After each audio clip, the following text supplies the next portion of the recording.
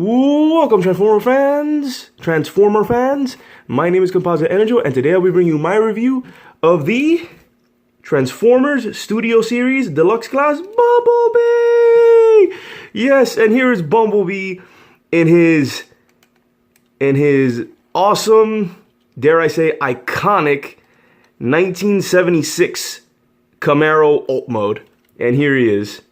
Check it out. That is really nice. Here with his what do they say in the movie? It's yellow. It's the yellow Camaro, 76 yellow Camaro with what was the joke? Custom faded racing stripes. If you see the movie, you'll understand what that means as the joke. And yeah, this is actually very nicely detailed, very accurate to the real world vehicle, which is really nice. Very nice. And it's Bumblebee's head. Yeah, he suffers from one of the classic syndromes of, like, if you turn the car over, you see the robot mode head. And nothing can be done about that. By the way, that's not important. You're not going to be displaying them like that. However, this here is the alt mode. 76 Camaro from the first movie. And it's awesome. The vehicle mode's awesome. It rolls very nicely. Oops. Rolls nicely. Looks great. It could have benefited from tinted windows, but if you squint, those little pieces there kind of look like car seats. At least that, or what's the word I'm looking for? It's in the car. It's the it's where the mirrors are, like the dash mirrors.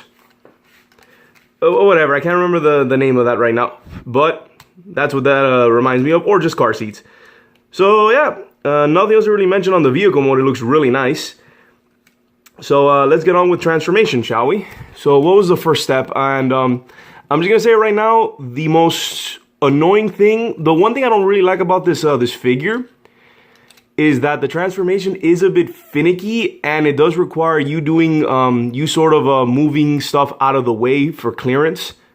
You have to do you have to do certain steps before others in order to do other steps. Like, you'll see, you can't just do whatever you want with this thing. You have to do things in a certain order. Now, what was the start here? You're supposed to separate this. That's one, or you pop this up. Okay, pop that off. Pop the whole roof off. There we go. Supposed to pop this off. Just be careful. There we go. Pop it off like so. And leave it like that for now. For clearance. So you pop it off like so. It's like popping the hood. Literally, you're popping the hood off. And the roof and all that stuff. Nah, I'm mixing my words here. The next step was to, I think, come here. There we go. Pull this piece out.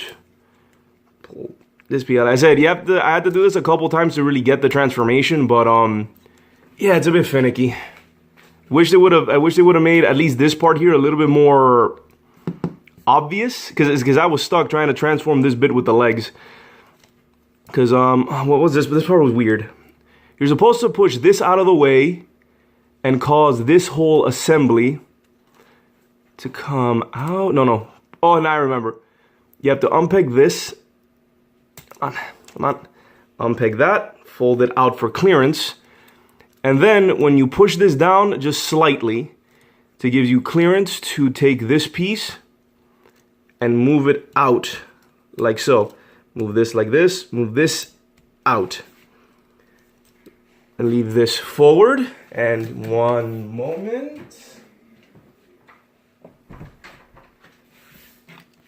Sorry, I had to close something. So yeah, then you straighten it out like this. Straighten this out, fold out this mirror, fold it in to cover the gap. Then come this in, and there's a peg here that goes into there. Like so, and that's how you get one leg. So same thing over here. Adjust this a little bit. Oh, and I didn't do it on the first try because I guess it accidentally unpegged it. You're supposed to unpeg this here. Oh, same thing here. Unpeg that. Pull that up for clearance. Turn that, and then start folding. I'm supposed to start folding. Why aren't you doing it? Oh, wrong way. Supposed to start folding it like so. And yeah, you have to do some weird steps to do stuff first in order to transform them. It took me a couple tries to do it, and the instructions weren't that much of a help. It really took me a while to figure it out, but that's how you do the legs.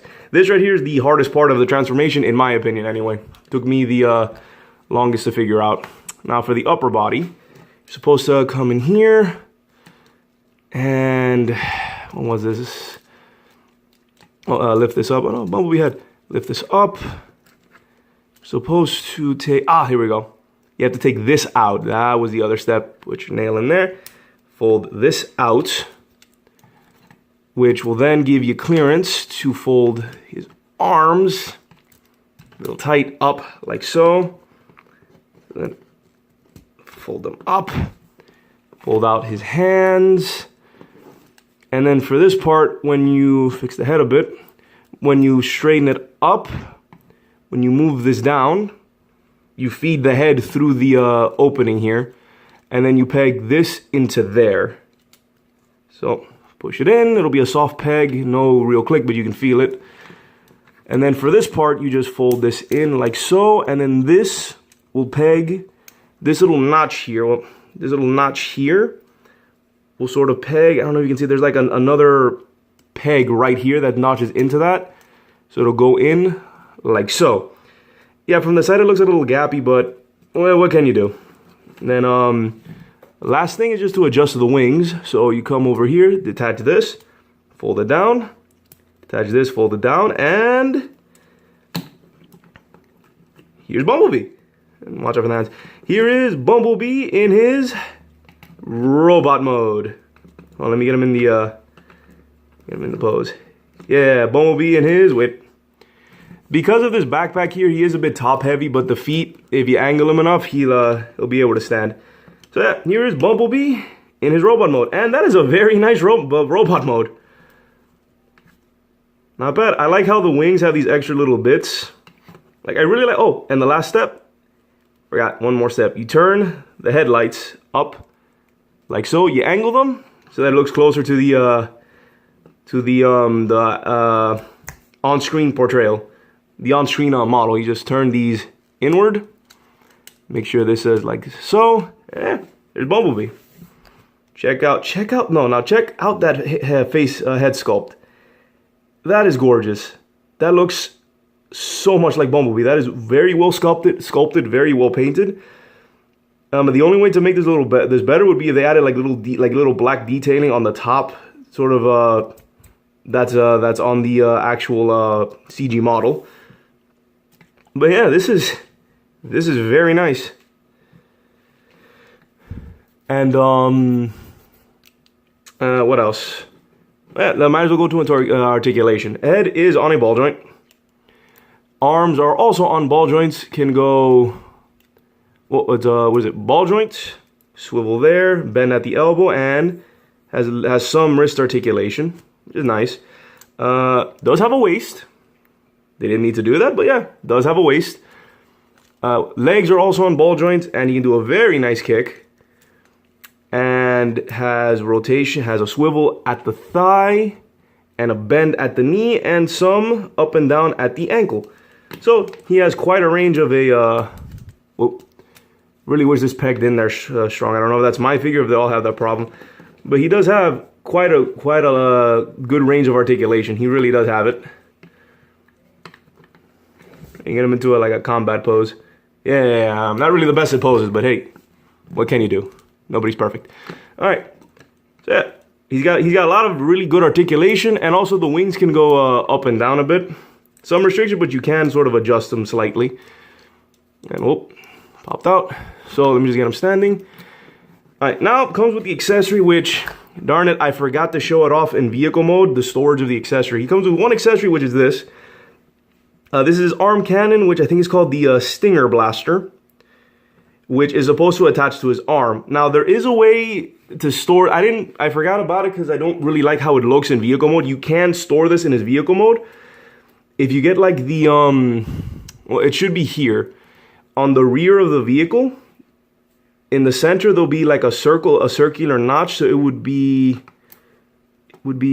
this way. On the rear of the vehicle, there'll be a circular notch Yeah, like this. And this square peg. The square peg you just put into here, and then the circular notch is the sort of the connection between there. That is how you store this in vehicle mode, and it just looks like he has like a canister at the back of the car. He's just dragging a canister. It looks really bad. So I don't really like doing that, but it's nice that they at least found a way to store this in vehicle mode, even though it's not that effective. You can store this in robot mode by pegging him here on his lower back. You can make all the jokes you want. I'm calling him lower back. Circular peg in there. Then you angle it, and it sort of helps fill out the gap if you angle it a bit. And there, does not look too bad. He has his little weapon there holstered on his lower back. And it doesn't look too bad. And that's not bad storage. It also helps fill out the gap. Now, in order for him to use this, if you can see there's no like handle or anything, and I'm not too fond of this, but it does look better doing it this way. And I guess because it's a deluxe class, they couldn't really do much with it. They didn't have the room for it.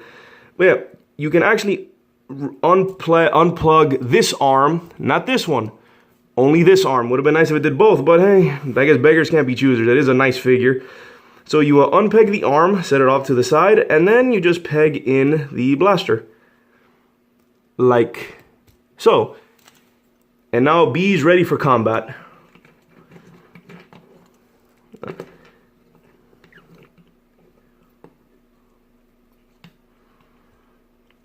And this, I'm not gonna lie, this looks really cool. Having the arm cannon looks really nice.